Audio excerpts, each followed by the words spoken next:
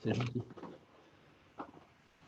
Bien, donc nous allons commencer ce soir le Perek Vav, le chapitre 6 du Shara Yichud Ve'emunah, qui n'est pas un des chapitres les plus compliqués du Shara Yichud.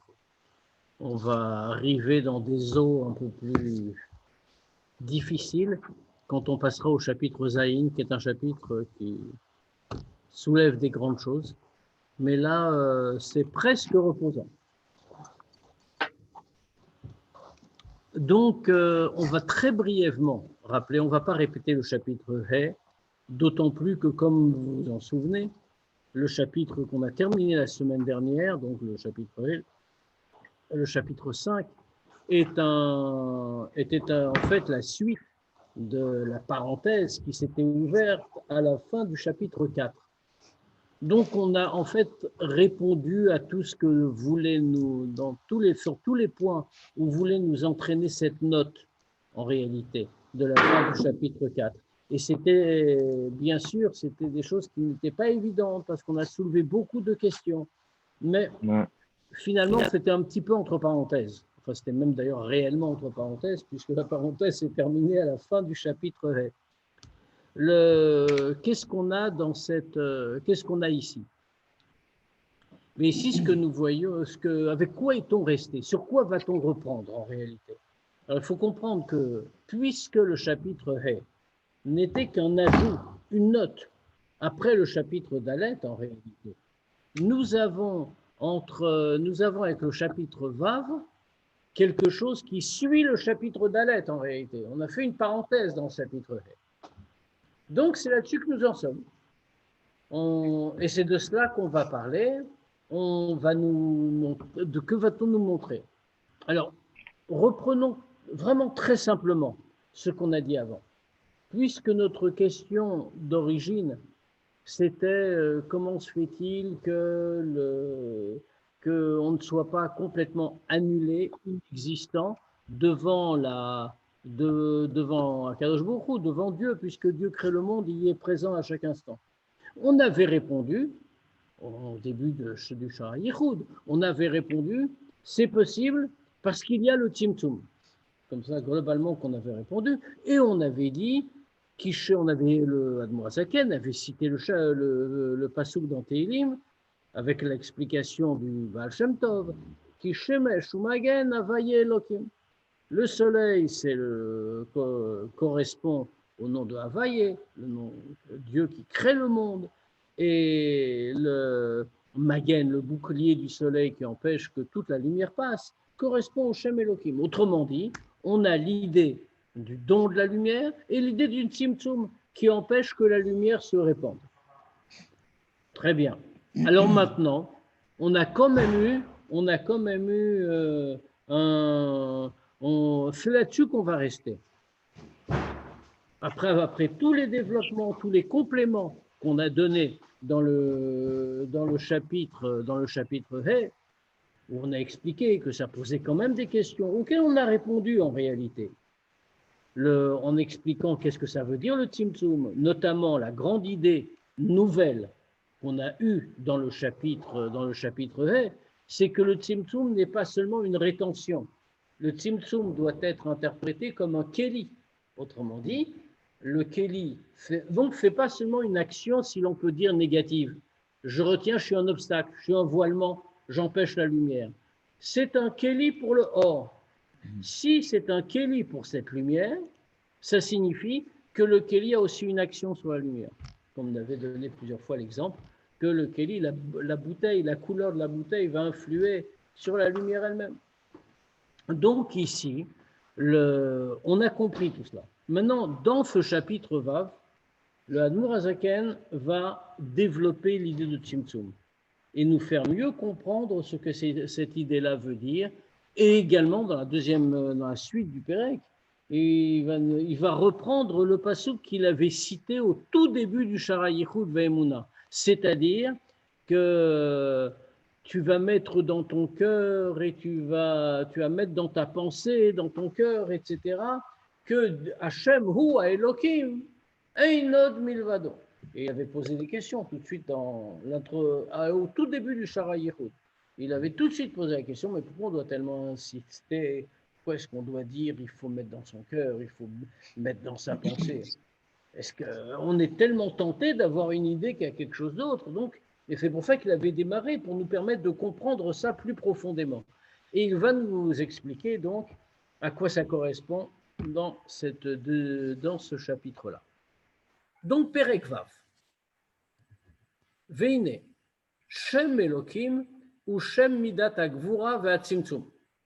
Donc, on reprend ce qu'on disait, puisque, en s'appuyant sur ce passouk, comme on a dit, Shemesh Umagen Avaye Elohim.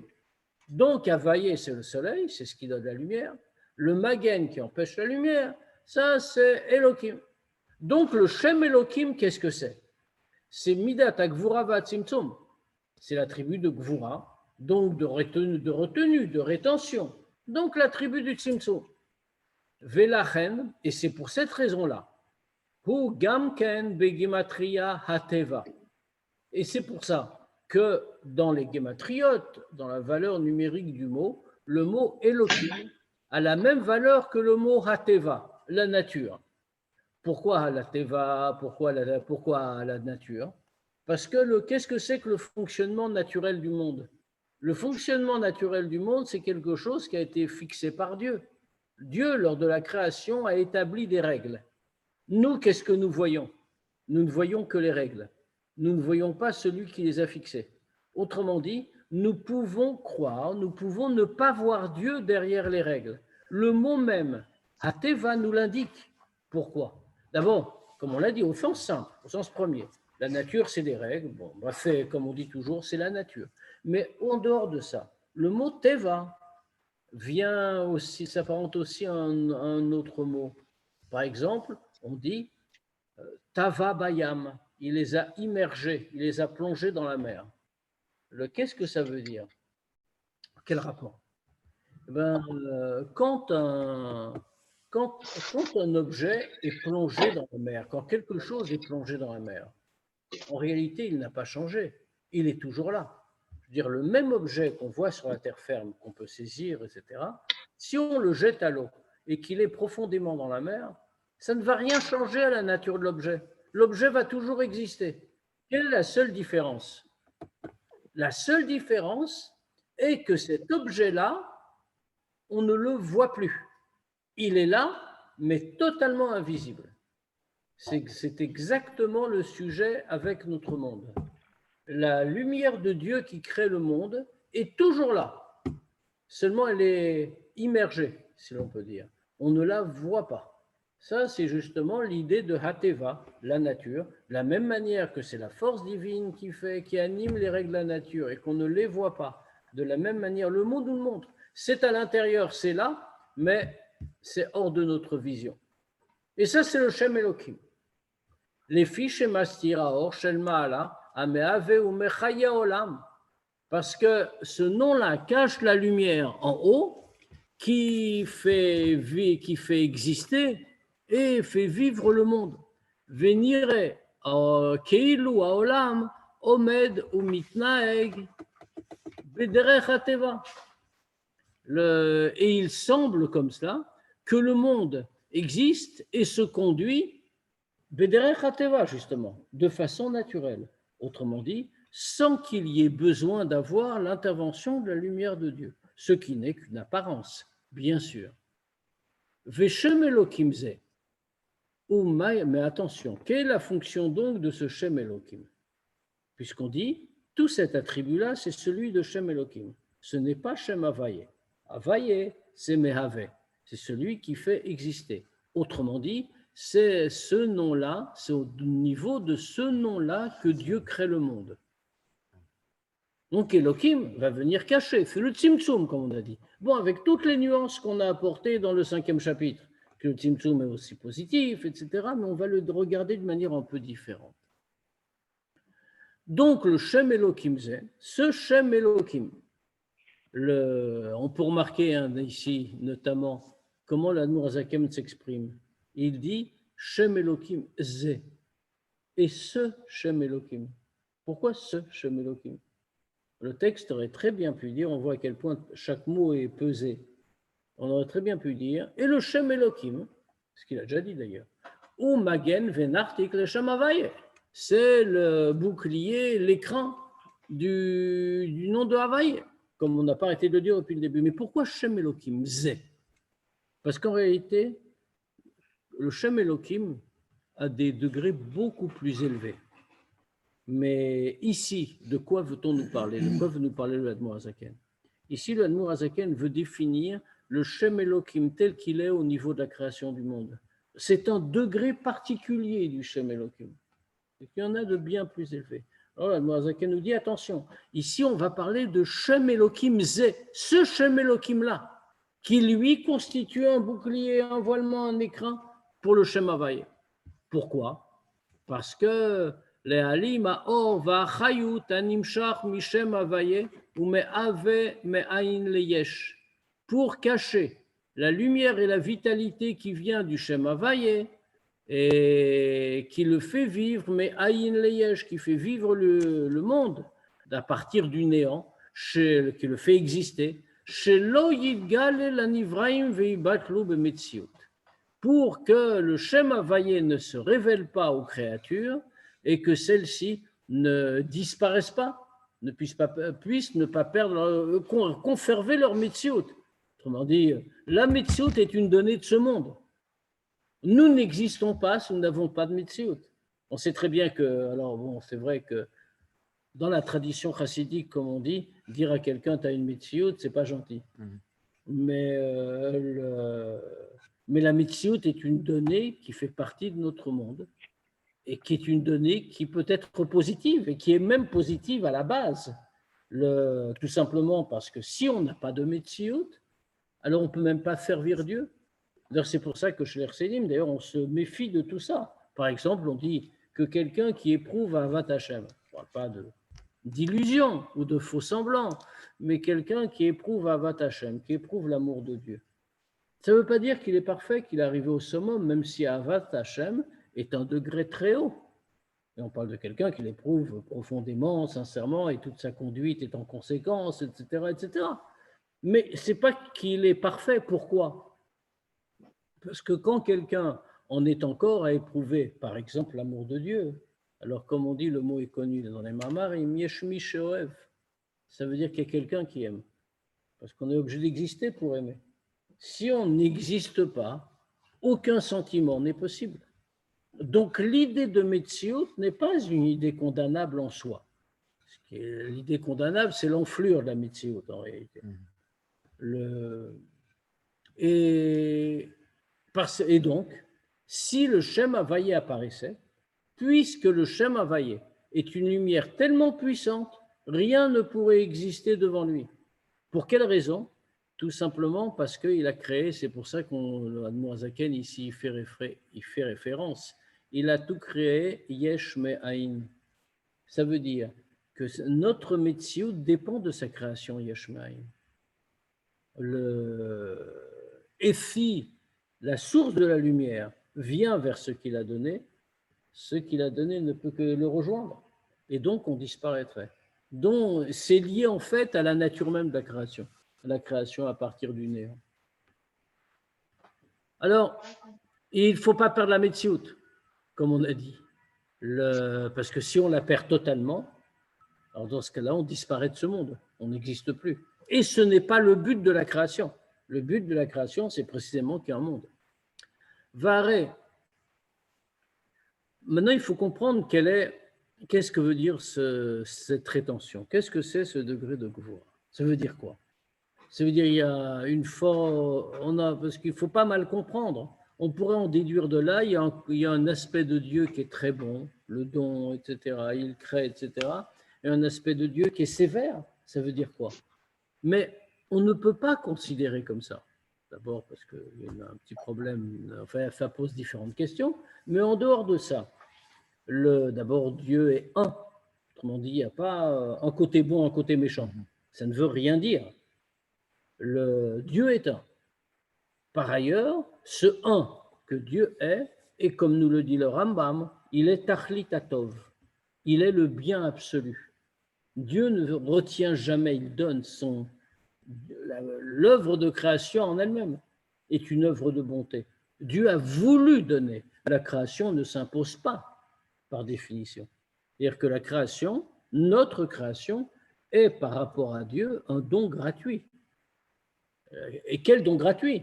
Puisque avant que Dieu, aujourd'hui encore, quand Dieu fait exister le monde, à chaque instant, on peut dire, bon, on l'a un peu mérité quand même si on ne fait pas tout ce qu'il faut, même si on ne se comporte pas bien, mais malgré tout, on fait Torah et Mitzvot, et dans des conditions difficiles, spirituelles et parfois matérielles. Et donc, dans ce cas-là, on peut dire à Dieu, écoute, c'est vrai que tu es très bon avec nous, mais tu nous donnes notre salaire finalement.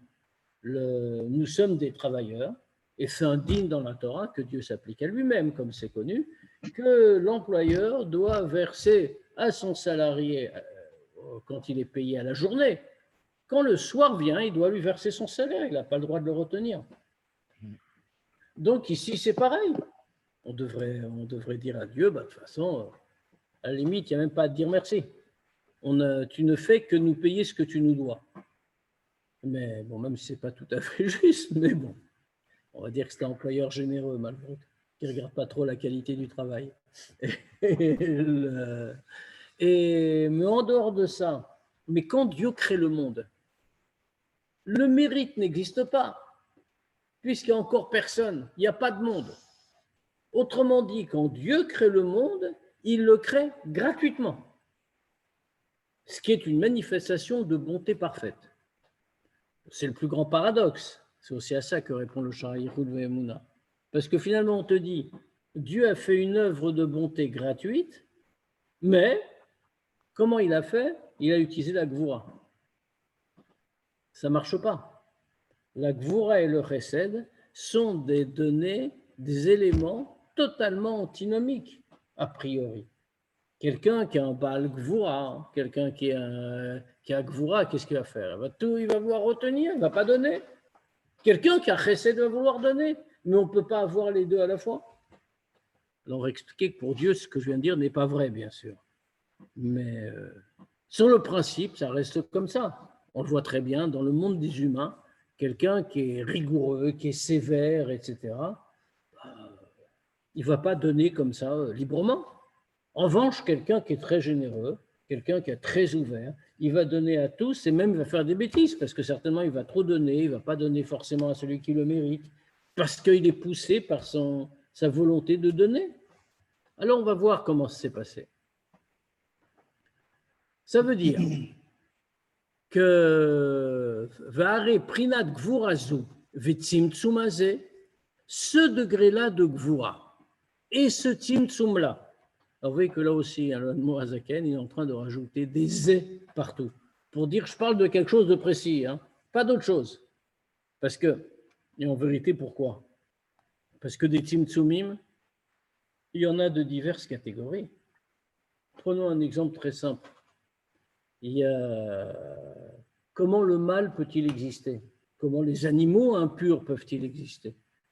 Si c'est Dieu qui crée, dont la lumière est parfaite, parfaitement pure, etc., comment est-ce que de là, des animaux impurs peuvent sortir?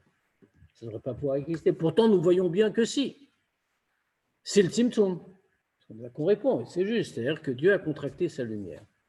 Mais ce Tzimtzum-là n'est pas un Tzimtzum de la même nature que celui qui nous permet d'exister. Ce Tzimtzum-là est fait en réalité pour faire apparaître des choses qui doivent disparaître. Donc, on ne va pas parler de ça. Ça, c'est un Tzimtzum qui va au fond des choses, qui empêche la lumière parce qu'il ne faut pas que la lumière y soit trop. Il faut qu'elle y soit tout juste parce que la vocation de toutes les choses impures et de toutes les choses négatives, c'est de toute façon de disparaître, de ne pas être éternel. Donc, on ne va pas parler de ça. Et quand on dit cette Gvura-là et ce Tzimtzum-là, c'est pour exclure les autres catégories qui ne nous intéressent pas ici. Or, parce que ce Tzimtzum-là qui rentre dans l'espace de la création, ou Gamken Prinat Chesed, Shaolam Yibanebo, c'est aussi un degré de Chesed. Le Chesed avec lequel le monde a été créé, comme il est écrit, Olam Chesed Yibane. Le monde, c'est un passage qui nous explique, qui nous dit, le monde a été créé par Chesed, avec Chesed. Qu'est-ce que ça veut dire que le monde a été créé avec Chesed? c'est la base de toute chose. Le monde tout entier, est créé par la tribu de Chesed. Ah, mais si on dit ça, mais qu'est-ce qu'on est en train de dire? Alors si c'est par la tribu de Chesed, tout doit être révélé. On dit non, il y a Gvura. Alors comment tu me dis que le monde est créé par Chesed? Non, tu devrais dire le monde est créé par Chesed et par Gvura. Or, le Passouk dit clairement Olam Chesed Ibane. Le monde est créé par Chesed. Parce qu'en réalité, cette Gvura dont on a parlé, celle qui est à l'origine du Tzimtzum, c'est une manifestation de Chesed. Vezoi Prina Gvura Aklula Bechesed. C'est un degré particulier de Gvura. Quel degré particulier? C'est le degré de Gvura tel qu'il est inclus dans Chesed. Comme on le voit quand on compte le Homer, toutes les sphirotes entrent les unes dans les autres, s'interpénètrent. On a ainsi, par exemple, un degré qu'on va appeler Gvura Shebe Chesed, qu'on cite dans la sphira de Chesed. C'est ce qu'on appelle Itkalut Amidot. Alors maintenant, c'est très compliqué, Itkalut Amidot. C'est très compliqué. Alors, on pourrait le comprendre très simplement. Comment fait Itkalut Amidot? Parce qu'il y a certaines Gvurot qui sont une expression de Chesed. Par exemple, alors il y a des exemples très classiques qu'on trouve dans Sido, dans les Mamarim. Le Rav qui enseigne à son élève. Le Rav sait très bien que si lui, il a une grande chorma dans sa tête, il veut la transmettre à son élève.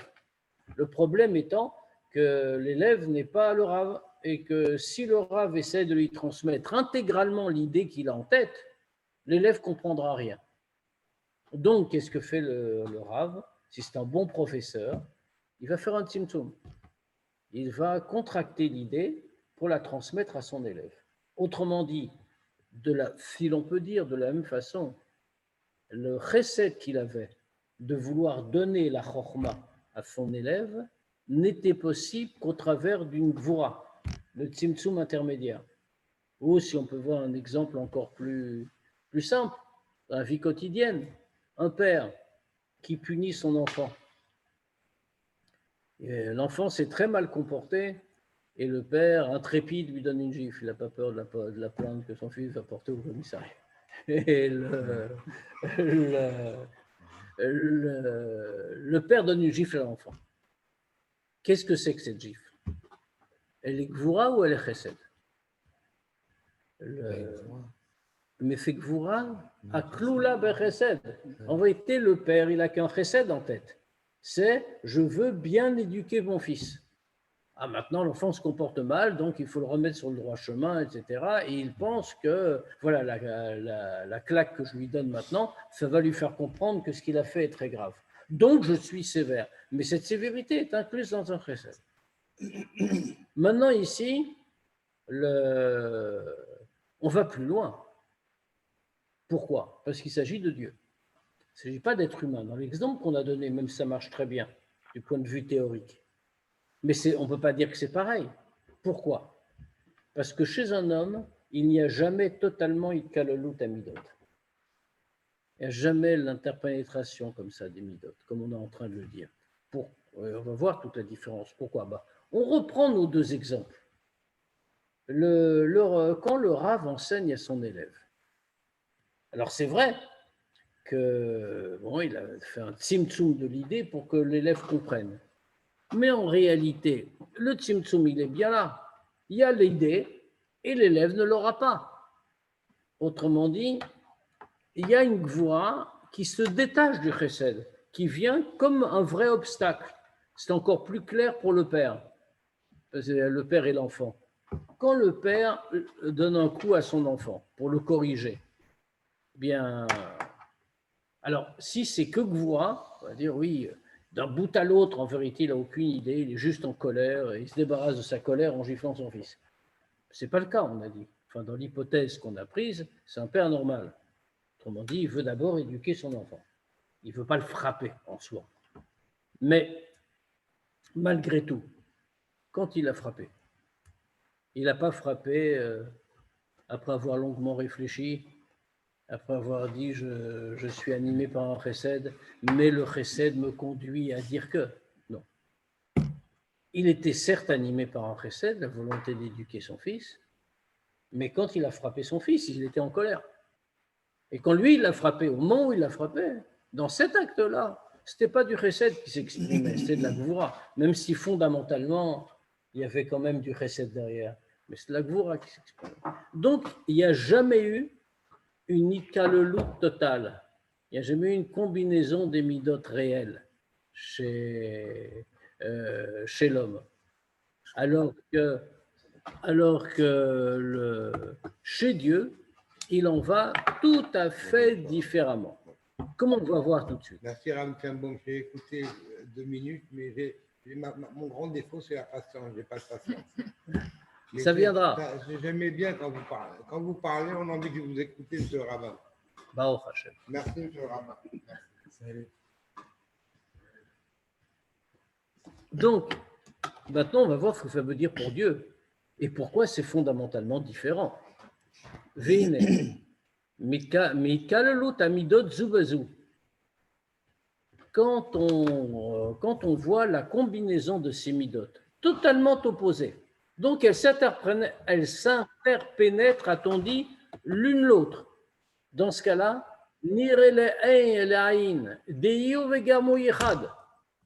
on voit clairement que Iyu vegarmu yichad. C'est un mot du Zohar. Le Zohar nous dit, lui et Garmoui, c'est Kélim, sont une seule chose. Cette phrase du Zohar a 2 interprétations. Parce que le mot du Zohar est plus long que ça. C'est Iyu vechayu yichad, Iyu vegarmu yichad. Iyu vechayu yichad, lui et sa vitalité, c'est-à-dire ses orot, ses lumières, c'est une seule chose. Et lui et ses kélim, c'est une seule chose. C'est la phrase complète. C'est commenté de 2 manières. On trouve soit que, comme je viens de le traduire, Chayoui, ça veut dire les lumières, Garmougi, les kélim, de ces lumières. Donc on dit que Dieu et ses lumières, c'est une seule chose. Dieu et ses kélim, c'est une seule chose. Mais il y a une autre traduction, ou une autre interprétation plus exactement, et c'est celle-là que le Admor Hazaken suit ici. Même s'il suit l'autre dans d'autres endroits, mais ici il suit celle-là. C'est que Iyu vechayu ichad, lui, donc la partie de la phrase qui est avant celle qu'on a ici, lui et ses orot, c'est une seule chose, on fait référence aux sphirot des mouchin, c'est-à-dire à Chabad. Chochma, Bina, Da'al chez Dieu. Lui et les degrés de Chabad sont une seule chose. Iyu vegarmu yichad, lui et ses kelim, c'est une seule chose. On fait référence aux midot, c'est-à-dire aux sphirot de midot, en réalité, aux degrés de chesed, gvura, tiferet, etc. C'est ça qu'on parle ici. Donc c'est pour ça que l'Admor Hazaken a cité uniquement Iyu et garmu yichad. Il ajoute tout de suite Shen midotav. Ce sont ces midot. Alors pourquoi est-ce que c'est important? Parce qu'on peut se demander, mais comment peut-il y avoir itkalelut? On a notre question de fond. On a bien vu, pour un homme, c'est pas possible. On a dit, le père, quand il frappe son fils, il est tout simplement en colère, c'est de la pure gvoura en réalité. Maintenant, encore une fois, il y a du chesed derrière. Il le frappe pas parce qu'il a envie de le frapper, et il le frappe parce qu'il veut l'éduquer. Donc c'est vraiment du chesed. Et l'expression, c'est gvoura. Mais quand il fait son acte, c'est gvoura, comme le professeur. Il veut vraiment donner à son élève toute la chorma. Mais quand il la donne pas. Il n'en donne qu'une version contractée.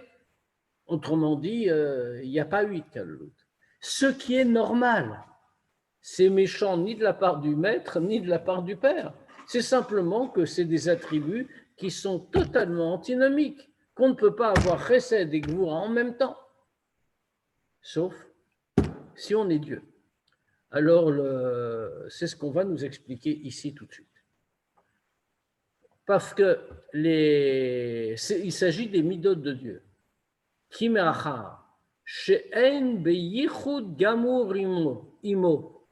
Parce que les midot, à ce degré-là, les midot sont totalement unis avec lui. Autrement dit, les midot ne sont pas des caractères extérieurs, chavve shalom à Dieu. Les midot de Dieu, si l'on peut dire, c'est Dieu. Faites une seule chose avec lui. Or, à ce degré-là, il n'y a pas de mitziut. La notion même de mitziut, puisque dire une mida, c'est donner une mitziut à la chose. Dire ça c'est chesed, ça c'est gvura. Mais à ce degré-là, la notion de mitziut n'existe pas. Autrement dit, puisqu'elles sont unies avec lui, elles peuvent parfaitement coexister, et pas seulement coexister, même si elles sont opposées l'une à l'autre, elles peuvent parfaitement s'entremêler, puisqu'elles sont unies avec lui, et qu'il n'y a qu'une seule unité qui existe. La mitziardot zubazo, c'est pour ça qu'elles s'unissent l'une avec l'autre, veklulot zumizu, et elles sont comprises l'une dans l'autre. Kmamar Eliaou, comme Eliaou Hanavi le dit, le ve'ant, ou des kashirlon, et toi tu es celui qui les attache, ou miyachedlon, et qui les unit, vechulu, ou barminar, et sans toi, l'etichuda beilae, il n'y a rien, il n'y a aucune unité en haut. C'est-à-dire que la seule unité existante, c'est l'unité de Dieu. Toutes ces midotes ne sont que des expressions de son unité, et donc dans ce cas-là, elles peuvent parfaitement cohabiter, même si en apparence elles sont contraires, parce qu'elles proviennent toutes de la même source. Aussi bien, en l'occurrence, on a parlé de Chesed et Gvura, parce que ça concerne la création, aussi bien Chesed que Gvura.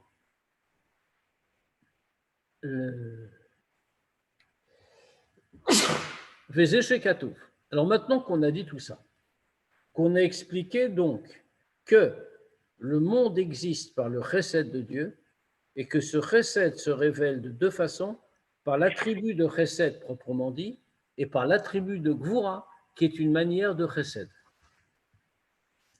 Et que, pourquoi? Parce que c'est gvura shebe chesed et qu'au niveau de Dieu, c'est lui qui réunit tout, elles sont toutes unies avec lui et donc il n'y a pas de contradiction entre les différentes midotes, elles peuvent fonctionner ensemble et même se combiner et s'interpénétrer. C'est ce qu'on a dit jusqu'à présent. Maintenant, le Admor Hazaken va revenir sur ce passage qu'il avait cité au tout début du Shara Yichud, comme on l'a rappelé tout à l'heure, Va shevota el levavecha, et tu vas bien fixer dans ton cœur, qui a vaillé hu a Elohim, que a vaillé, ça c'est Elohim. Alors, on avait posé la question, enfin, c'est la question qu'on avait posée au début du Shara Yichud Ve'emuna, qui était, mais sur cette idée-là, que à Vayehu à Elohim, on te dit va chez Vota et Levavra, tu as bien le mettre dans ton cœur, on insiste, comme s'il y avait un problème. Quel est le problème? En plus, ça a l'air très clair. Quel est donc le problème? Pourquoi on doit insister? Alors tout de suite, on nous dit Pirouche, Sheshne Shmotelu, M Echad Mamash. Maintenant, après l'explication qu'on vient de donner, on peut comprendre la raison d'être de ce pasuk. Que ces deux noms-là, c'est Echad Mamash, c'est vraiment un, c'est vraiment une seule chose. Shegam Shem Elokim, Amitzam Tsem Umali Mahor, que même le Shem Elokim, qui est le nom de la contraction qui contracte et cache la lumière, au Prinat Chesed, comme Shem Havaye. C'est un degré de chesed, exactement comme le Shem Havaye, Mishum Shemedotav, Shakadosh Baruch Hu, Mitziachadot Imo, Beyichud Gamur. Parce que, comme on l'a expliqué, toutes les midot de Dieu s'unissent avec lui dans une union parfaite. Donc, dans ce cas-là, dire que Shem Elohim, c'est le Shem de Gvura, et donc c'est séparé de chesed est une absurdité. Tout est un. Rien n'existe en dehors de Dieu. Et donc, dans ce cas-là, même l'attribut de Gvura, le Shem Elohim, c'est un avec le Shem Havaye. Vehu Shmo Echad. Et lui et son nom sont un. Pourquoi est-ce que l'Admor Hazaken nous rapporte cette idée-là, que lui et son nom sont une seule chose? Chez Midotav Em Shmotav. Parce que ce qu'on appelle le nom de Dieu, c'est en fait des midot. Puisque comme c'est connu, chacun des noms de Dieu représente une mida particulière. C'est pour ça que Dieu a plusieurs noms en réalité, parce que ça n'a pas vraiment de sens. Chaque nom fait une mida. Ce qui veut dire, or on a dit, son nom est un. Ça veut dire que malgré la pluralité des midot, le nom de Dieu est un, parce que toutes les différentes midot sont une.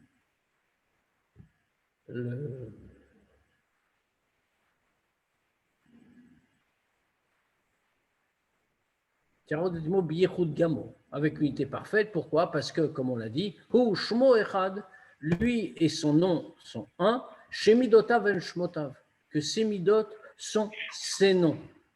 Dans ce cas-là, alors, on se rappelle le pasouk en entier, qu'on a cité au début du Sharaïhoud.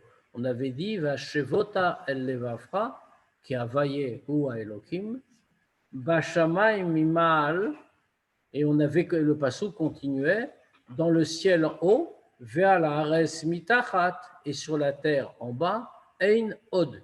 Il n'y en a pas d'autre. Alors, en réalité, si on regarde ce pasouk, on ne voit pas le rapport. On te dit, première idée, Vashvota el vafra qui a vaillé au Elohim. Bon, ça on a expliqué. Tu vas mettre dans ton cœur que Havaïe c'est Elohim.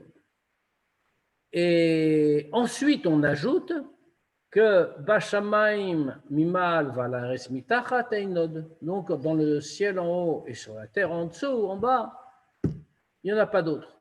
Mais quel rapport avec la première partie de la phrase? C'est deux idées importantes certainement, mais c'est deux idées qui sont étrangères l'une à l'autre. Alors maintenant, après toutes les explications qu'on nous a données, maintenant on peut comprendre le lien qu'il y a entre les deux.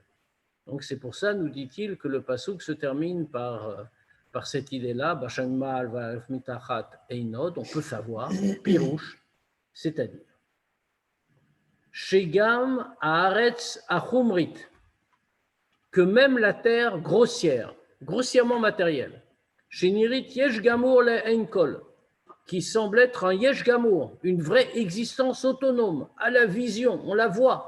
Elle a l'air d'exister, chas v'shalom, sans l'intervention divine. C'est-à-dire c'est une vraie mitziout, très éloignée de la source.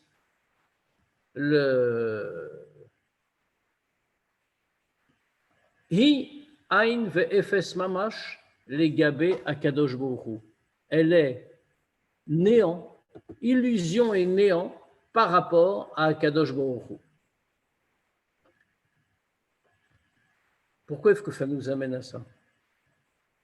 Parce que, justement, après tout ce qu'on a dit, que Havaïe et Elohim, c'est une seule chose, alors on comprend que ce qui nous permet de croire que la terre matérielle et ce qui nous permet de croire que la terre matérielle est une Metsiout, c'est le fait justement du Tzimtzum, c'est le fait de Shem Elohim.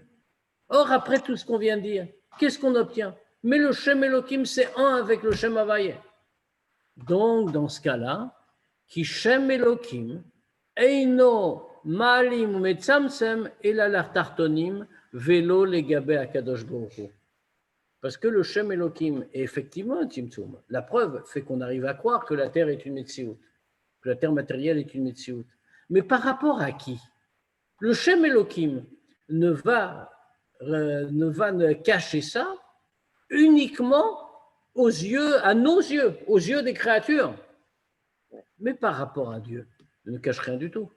Et pour une simple raison, c'est que le Shem Elohim, c'est Dieu au même titre que le Shem Havaïe. Donc pour Dieu, c'est complètement transparent. Puisque lui et son nom Elohim sont une seule et même chose. Donc dans ce cas-là, pour Dieu, il n'y a pas de distinction. Qu'il y ait le Tzimtzum ou qu'il n'y ait pas le Tzimtzum. Ça veut dire que pour Dieu, tout est identique et la Metsiout n'existe pas. Et donc, c'est pour ça qu'on nous dit Vashvota levavcha, tu vas bien mettre dans ton cœur que Havaïe ou Elohim, qu'en réalité c'est une seule chose. Et puisque c'est une seule chose, alors tu comprends tout seul que ce soit Bashamim Maal, ou alors au contraire Baaretz Mitachat, dans la terre matérielle, très bas, qui se pense comme une Metsiout. Eh bien, malgré tout, dans ce cas-là, Einod, rien n'existe. Donc, il faudra revenir sur ce mot Einod qui est très bizarre en réalité. On va y arriver en bas de page.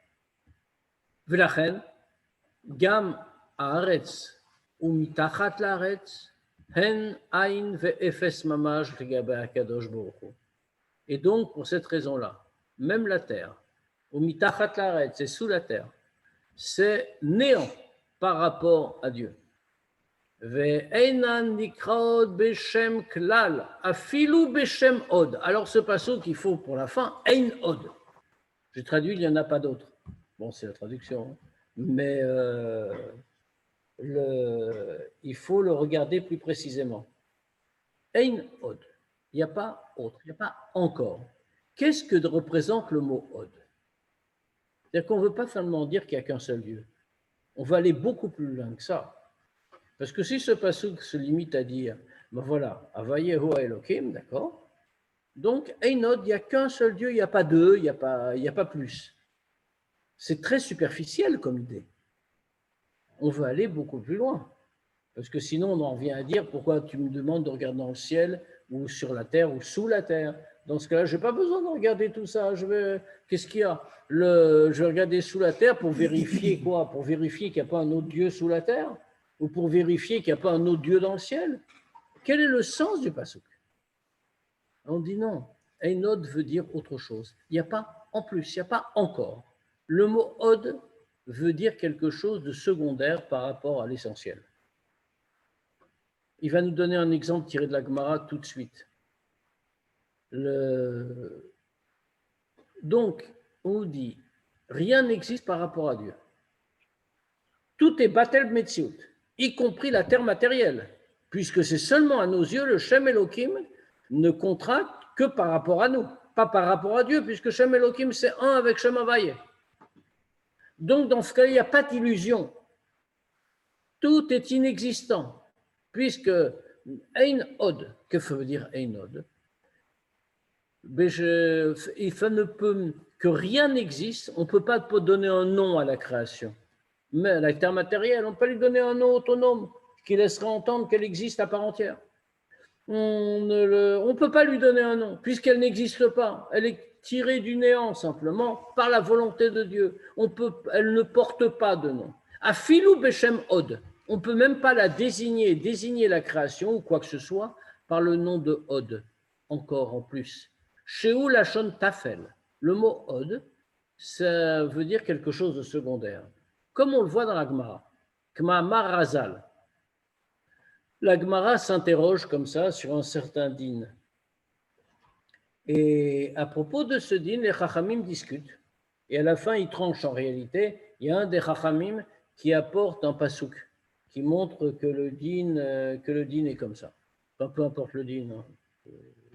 C'est juste l'idée qui est intéressante. Enfin, ici. Et donc, il y a quelqu'un qui apporte un pasouk qui prouve que le din est comme ça. Et il y a quelqu'un qui rajoute, un des autres Rachamim qui rajoute, et comme ça, c'était un minag, c'était la coutume de faire dans Yehuda. Pas Yehuda, non, le pays de Yehuda. Et alors la Gemara tout de suite s'interroge. Et elle dit, comme Marazal, Yehuda ve'od likra. Encore, tu dois rajouter Yehuda? Sous-entendu dans le raisonnement de la Gemara. Mais qu'est-ce que tu me rajoutes un minag de Yehuda? De la région de Yehuda? Qu'est-ce que ça m'intéresse? Si j'avais aucune preuve que le din est comme ça, alors dans ce cas-là, effectivement, tu aurais dû me chercher toutes les preuves existantes. Et tu m'aurais dit, ben, on voit que les gens de Yehuda font comme ça, il y a un minag là-bas, donc c'est un élément qui conduit à penser que vraiment il y a quelque chose. Mais là, ce n'est pas le cas. Là, j'ai un passou clair qui me l'enseigne. Alors là, moi, elle dit, alors, j'ai quelque chose de principal, d'essentiel, de là vient la halakha. J'ai un passouk. Et toi, qu'est-ce que tu trouves à me dire? Un minag de Yehuda. Tu me ramènes Ve'od l'ikra. En plus, tu veux me ramener ça? Tu n'as pas besoin. Ve'od l'ikra en plus par rapport au pasouk. Ça veut dire. Donc, on voit bien que la notion de od veut dire quelque chose de très général. On appelle od ce qui est en plus secondaire. Donc, on aurait pu imaginer que dans l'œuvre de création, Bon, il y a Dieu qui est bien sûr primordial, mais il a vraiment créé, il a créé la Metsiout en tant que secondaire par rapport à lui. Alors ici, le Tanya vient nous dire, pas du tout. Ein Od. La notion de Od n'existe pas. Autrement dit, le monde n'existe pas, l'univers n'existe pas, la création n'existe pas, seul existe Dieu. Même au titre d'œuvre d'éléments secondaires, de Metsiout secondaire par rapport à l'existence de Dieu, la création n'existe pas. Ein Od.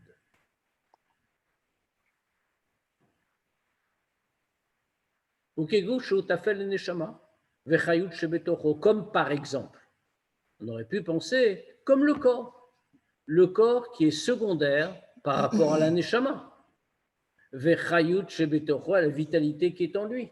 Là, on aurait pu penser que l'existence du monde, c'est celle-là aussi.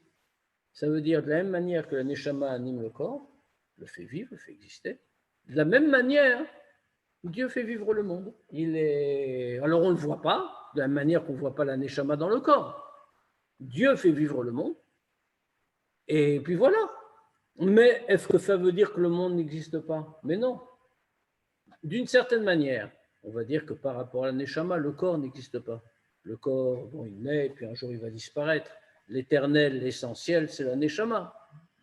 Et la neshama est dans le corps, et c'est elle qui le fait vivre. Alors on aurait pu imaginer que la création du monde, c'est pareil. Le monde, c'est secondaire. Ce qui existe vraiment, c'est Dieu. Et Dieu est comme la neshama du monde, enfin, dans le sens où il donne la vitalité du monde, comme la neshama, la vitalité du corps. Et donc, comme le corps est secondaire par rapport à la neshama, le monde est secondaire par rapport à Dieu, mais quand même, il a une existence, comme notre corps a une existence par rapport à la neshama. On dit, c'est pas du tout comme ça. Pourquoi il y a une différence, en vérité, entre les deux? Parce que le raisonnement a l'air de se tenir, en réalité, enfin, la comparaison a l'air de tenir. Mais pourquoi elle est fausse, cette comparaison? Parce que le corps n'a pas été créé par la neshama à partir du néant. La neshama ne fait que le faire vivre. Elle ne l'a pas créé. Donc, elles peuvent coexister. La neshama vient de Dieu, le corps apparaît de notre côté, et la neshama anime le corps. Donc, elle n'a pas de prise sur lui. Le corps a vraiment une existence. Alors que dans le cas de l'univers, il y a création à partir du néant. Et donc, il n'existe en aucune manière en dehors de la vitalité qu'il fait vivre. Et ça qui est marqué dans Tehillim. Que David Ameller dit, Alela avaye bechayai azamra lelokai beodi. Que je vais louer Avaye dans ma vie, je vais chanter pour mon Dieu beodi. Beodi. Alors, comme on a traduit ici Od, pas dans mon aspect secondaire. Qu'est-ce que ça veut dire? Ça veut dire que, donc David Ameller dit, je vais chanter, je vais louer, pour chanter Bechayai dans ma vie, ben c'est Avaye. Pour louer Beodi, c'est avec Elohim, l'Elokai. Et ça veut dire que, qu'est-ce que c'est Chayai? Qu'est-ce que c'est ma vie? C'est David Ameller qui parle. Qu'est-ce que fait ma vie? Ma vie, c'est la Neshama. C'est ça qui me fait vivre. Quand il dit je vais chanter pour Dieu avec ma Neshama, Bechayai, alors il dit Avaye, je vais louer Dieu. Pardon. Avaye, il fait référence à Avaye parce que la Neshama fait référence directement à Avaye. Alors que quand il dit je vais chanter, cette fois-ci c'est Beodi, c'est l'autre partie. Odi, ma partie secondaire, le corps. On est que le corps est secondaire par rapport à l'âme. Et dans ce cas-là, il dit l'Elokai, c'est avec Elohim. Shachaim nimshachim mishem avaye. Parce que la vie vient du Shem avaye. Ve'ao sheu aguf atafel mishem Elohim. Ve'aod, pardon, sheu aguf atafel mishem Elohim. Et le od, c'est-à-dire le corps secondaire, ça vient de Shem Elohim. On va s'arrêter là pour ce soir. On reprendra là donc lundi prochain. Alors comme je vous le disais, je vous rappelle que je ne donnerai malheureusement pas de cours de Sira exceptionnellement ce jeudi. Je suis en voyage, donc je ne pourrais même pas m'arrêter quelque part pour faire ça par Zoom. lundi soir prochain, il y a le Shiur, pas à la Choule, pour ceux qui viennent, parce que je ne serai pas à Paris, ni le jeudi suivant, je ne serai toujours pas à Paris. Mais je le donnerai par Zoom, dans les deux cas. Bezrat Hashem. Zoom. Voilà, vive Zoom. Voilà. Donc, à lundi prochain pour nous. À moins qu'il y ait des questions, bien sûr, hein, je peux encore répondre à des questions. Si tout est clair, il suffit de servir Dieu maintenant. Est-ce que c'était le mot, tu disais que ça allait être difficile, c'était sur ce Pérec-là ou la suite? C'est la suite, c'est le Pérec Zayin. Celui-là est facile, celui-là. Ah non, parce que tu as bien détaillé là. Oui, mais il est compréhensible. C'est le Pérec Zayin qui pose des questions dans tous les sens. Mais on est là pour ça. Nous sommes Am Chacham Venavon. Et en plus, Chabad. Alors. Heureusement que tu dis que c'est le peuple. Écoute, On fera encore un scénario à la Matrix. On est-